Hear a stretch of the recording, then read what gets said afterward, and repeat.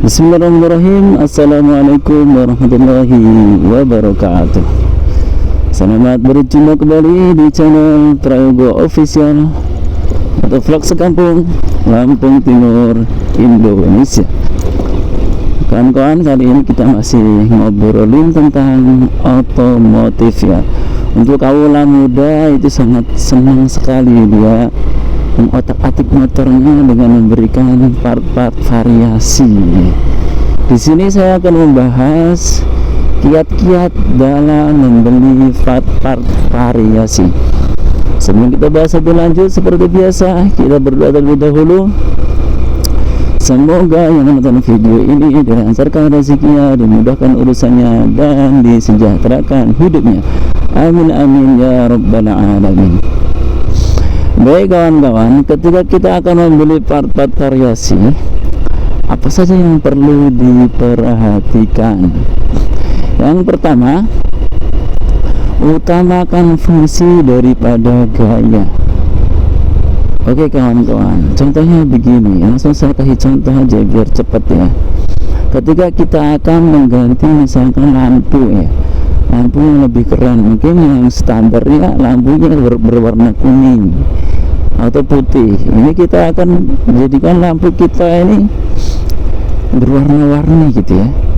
Nah itu kira-kira memang sih secara look terlihat keren, tetapi ketika kita pakai untuk berjalan, apakah lampu itu benar-benar bisa menerangi dengan maksimal seperti itu ya.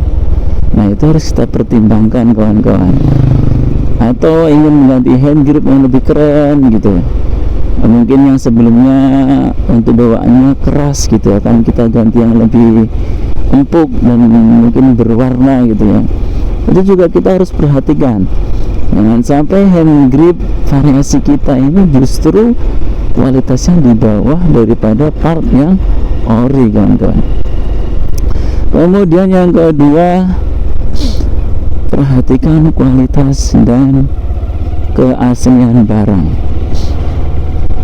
Jadi ketika kita membeli part variasi, kita juga harus memperhatikan yang namanya kualitas kawan-kawan.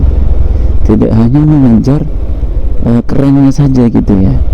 Karena pengalaman saya pribadi, saya pernah ya punya motor Yamaha Bison, kemudian saya ganti spakbor depannya itu dengan variasi ninja kawan-kawan. Sebenarnya secara fungsi sudah oke, apalagi secara look juga sudah sangat keren sekali, tapi baru 2 minggu pemakaian itu patah kan.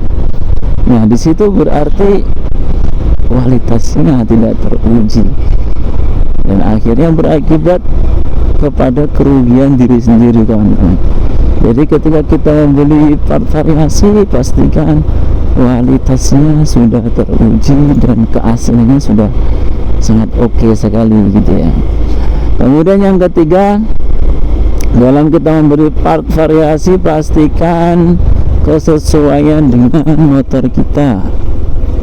Jangan sampai ketika kita sudah membeli dan ternyata tidak sesuai dengan motor kita, itu juga berakhir membazir kawan-kawan ya. Karena part yang kita beli kalau tidak sesuai dengan tipe motor yang kita miliki, itu juga sama saja, pasti tidak akan bisa terpasang kawan-kawan ya. Nah, untuk tipe motor kan beda-beda gitu. Jadi pastikan nih part yang kita beli itu sesuai dengan tipe motor kita. Kemudian yang keempat adalah perhatikan legalitas. Dalam kita memberi part variasi, pastikan legalitas kita sesuai dengan legalitas berkendara di jalan umum. Contohnya, misalkan kita mengganti knalpot ya kawan-kawan, ini paling sering ini knalpot yang untuk kawalan muda ini. Kita ganti knalpot racing yang bising seperti itu ya, pasti itu akan berakibat kita ditilang kawan-kawan. Kita pasti akan ditilang dan kita akan bermasalah dengan polisi.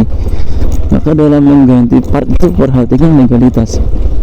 Kalaupun kita ingin mengganti knalpot, mungkin kita pilih knalpot yang bentuknya lebih keren, yang warnanya lebih kece gitu ya, tapi suaranya tetap seperti suara standar.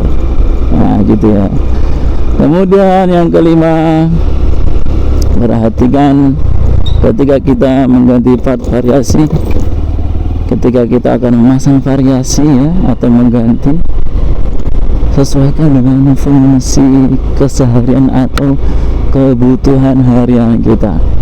Contoh misalkan begini kawan-kawan, kita sering melintas malam nih ya, kita sering melintas di jam malam atau jam-jam pagi, itu kan anginnya lumayan tuh. Nah kita bisa tuh beli variasi windshield ya, untuk menahan angin dari depan. Biasanya dia dipasang di bagian kepala motor ya. Nah itu artinya variasi kita sesuai dengan kebutuhan kita sehari-hari kawan-kawan ya. Kemudian nanti dulu jalannya jelek. Kemudian yang keenam, perhatikan estetika.